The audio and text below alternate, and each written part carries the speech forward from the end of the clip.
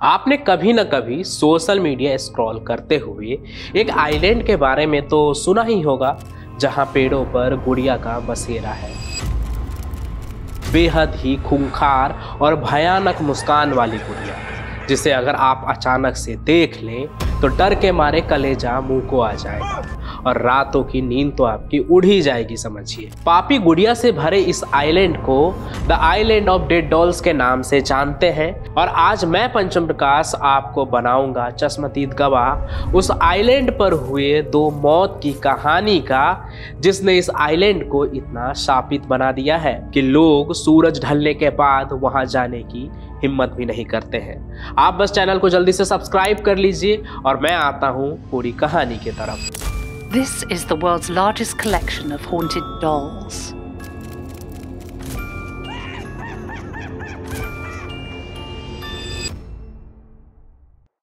आज की ये कहानी करीब 70 साल पुरानी है। 1950 का दौर था वो, जब मैक्सिको के एक टापू पर सिर्फ एक शख्स रहता था। नाम था जूलियन संताना बरेरा। जूलियन एक फकीर था जिसने संसार का त्याग कर आइलैंड पर अपनी जिंदगी का गुजर बसर करने का एक तरह से समझिए कि उसने ठान लिया था।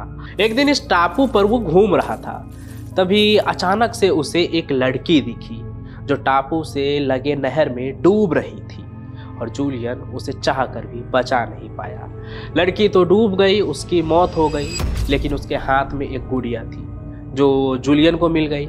और जूलियन ने उस लड़की को दफनाने के बाद उस गुड़िया को बच्ची के कब्र के पास ही रख दिया। फिर जूलियन को एक रात सपने में वो लड़की आई, वही लड़की जो नहर में डूब रही थी। उसने जूलियन को कहा कि वो अपनी गुड़िया से बहुत ज़्यादा प्यार करती है और अगर इस टापू में उसकी गुड़िया को संभाल कर रखा जाएगा तो उसकी आत्मा कभी किसी को परेशान नहीं करेगी। और उस रात के बाद जूलियन के सर पर समझिए कि एक तरह से जुनून सवार हो गया और वो इस टापू को गुड़ियों से सजाने लगा। लेकिन कहते हैं जूलियन जिस गुड़िया से इस टापू को सजा रहा था वो कहीं से वो लाता नहीं था, बल्कि रहस्यमयी तरीकों से वो गुड़िया जो है उस टापू पर खुद पहुंच जाता था। कभी खुद टापू पे मिल जाता था वो गुड़िया, तो कभी नहर में बहते हुए उस टापू पर आ जाता था। और फिर इस टापू तक आने वाला जो गुड़िया होता था वो हमेशा के लिए इस टापू का ही होकर रह जाता था। फिर जूलियन ने हर गुड़िया के लिए एक खास ठिकाना बना दिया इस आइलैंड पर। किसी को पेड़ में टांगा, किसी को पेड़ के टहनियों में। लेकिन इस बात से दुनिया अनजान थी। 1990 में पहली बार इस टापू और जूलियन के बारे में सबको पता चला, और ये भी कि इन गुड़ियों में आत्मा बसती है। फिर जैसे ये बात बाहर गई, टापू सारी दुनिया के लिए सुर्खियां बन गया।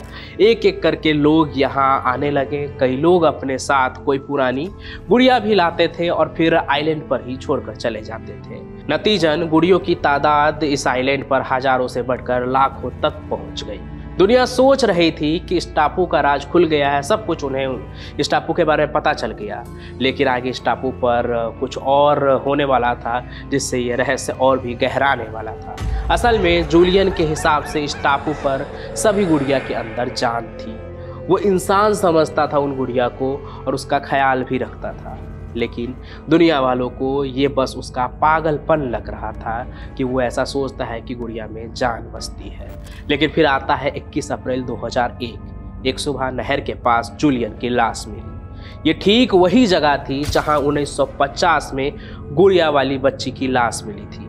अब लोगों को ये चीज़ बहुत ही अजीब लगी कि आखिर ऐसा कैसे हो सकता है, ये संयोग कैसे बन सकता है कि जूलियन की लाश भी ठीक उसी जगह पर मिले जहाँ पर वो गुड़िया वाली लड़की मर के मिली थी।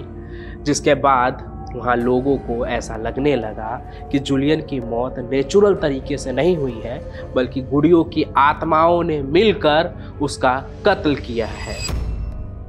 हालांकि इस बात पर लोगों का मतभेद है, लेकिन आज भी पूरे मैक्सिको में ये अफवाह फैली हुई है कि जूलियन की मौत के पीछे इस टापू की गुड़िया और आत्माओं का हाथ है।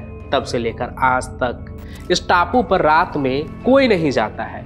जो लोग दिन में जाते भी हैं उन्हें भयानक एहसास होता है, जैसे कि कोई गुड़िया उनके आसपास भटक रही है, हंस रही है, भयानक तरीके से बातें कर रही है आपस में।